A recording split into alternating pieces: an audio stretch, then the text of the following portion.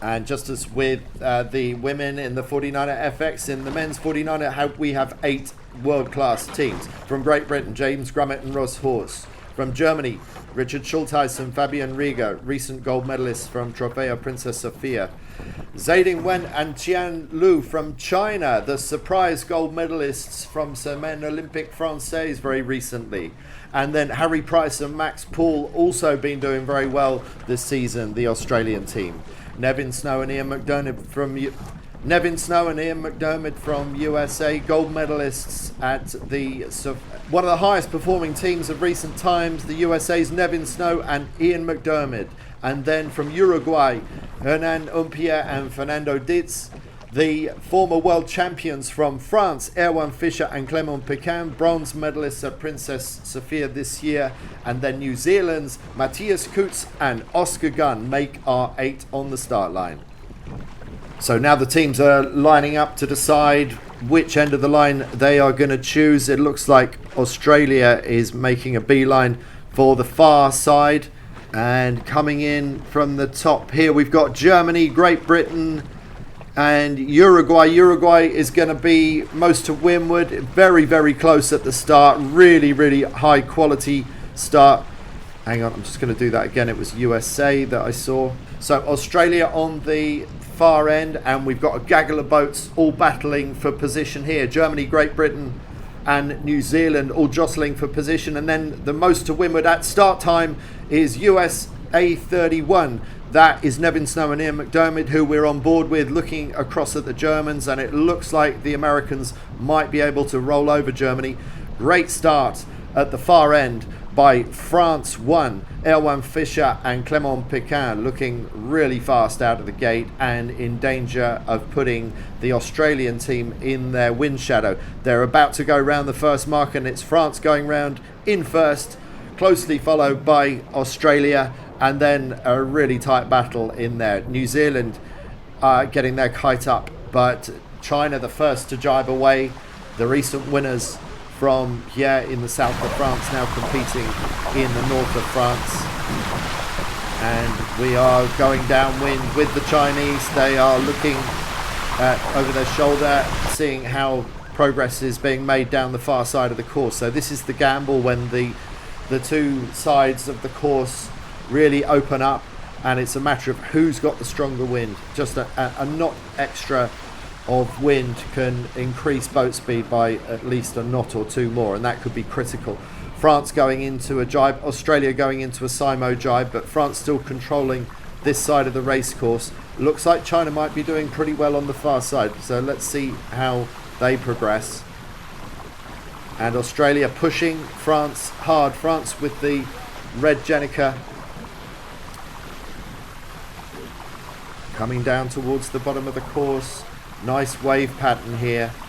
Beautiful conditions in Quiberon in the south of France, and the French will be really keen to put their stamp on this. They won the World Championships in Lanzarote, but how sweet would it be for the French to win here on home waters?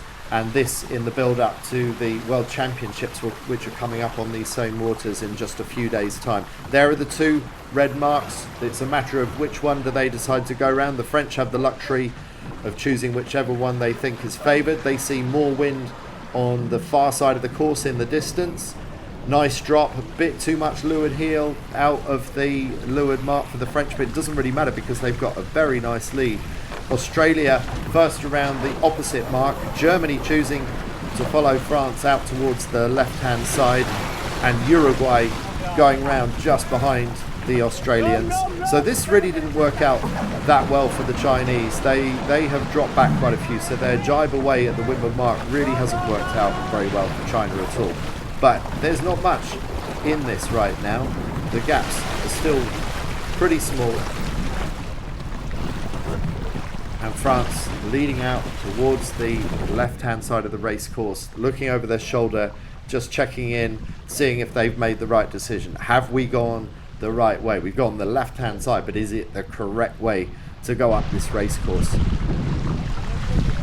Just dropping down a little bit further on the trapeze. This is the French, just checking where the ley line is. You don't want to overstand a ley line and do any more distance than is necessary. The French at in these full stretch conditions, that they're tall, they're heavy, and they make this boat go fast. And in pure straight line terms, they are very hard to beat.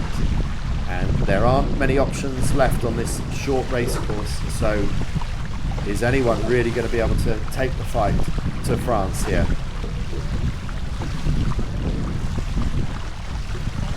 Still going out towards the far side, out towards the left-hand side from the bird's eye view, but now the French decide that it is time to tack, and now they will soon find out if they've made a good judgment on that ley line. They've stretched the distance on Germany, but have the French stretched the distance on the competitors on the far side of the race course? Because there is huge separation now from one side of the course to the other. French at full charge with this. You can see how lumpy it is at times. There's quite a big wave set coming through at times, and the key then is to ease the sails a little bit, just put a bit more power in the rig, just put a bit more horsepower into the boat, even if you give up some of your windward distance, just to keep the boat moving. There is the red mark, and it looks like the boats that tacked out to the far side have actually made a gain, but they still have one more manoeuvre to do. They've got a tack to do around this mark, but this has been a significant game for Australia. So they were some way back from the French, but they went to the far side of the race course, and that has worked out beautifully for Harry Price and Max Paul. And now it is the charge towards the finish, and they've got those 2024 world champions on their shoulder. They know they're fast. Harry Price and Max Paul are going to have to pull out all the stops to keep the French at bay. Not long to go now, and there is the €200 note on the stick being held out by class manager Ben Ramoka, just moments away, just pushing a little bit higher, and then they're going to go for a little bear away right at the end, just to make sure that there's no doubt about Max grabbing that cash. But he doesn't grab that cash, so now it's the French who grab the cash, but no, they don't! Oh my word. It's just as well these guys are sailors, and they're not in any kind of ball sport that requires hand-eye coordination. Let's see if the Germans have got the necessary. Yes, they do. And so, fourth across the finish line. But first in this race, it's Richard Schultheis and the steady hand of Fabian Rieger who grab the €200. And there will be some absolutely gutted competitors out there. But here are the happy ones. Didn't have the best of starts, but we managed to kind of work our way up.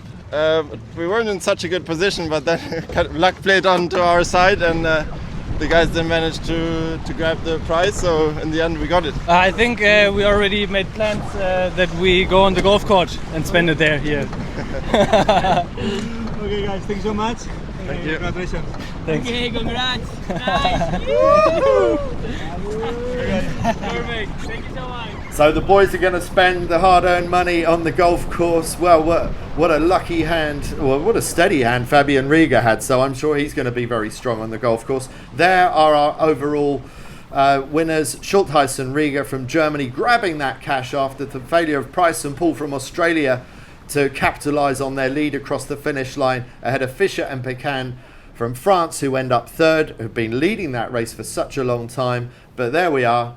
That is the dash for cash, and this time it went towards those steady-handed Germans. The Germans known to be one of the fiscally most responsible countries in the world, and there we saw it right there.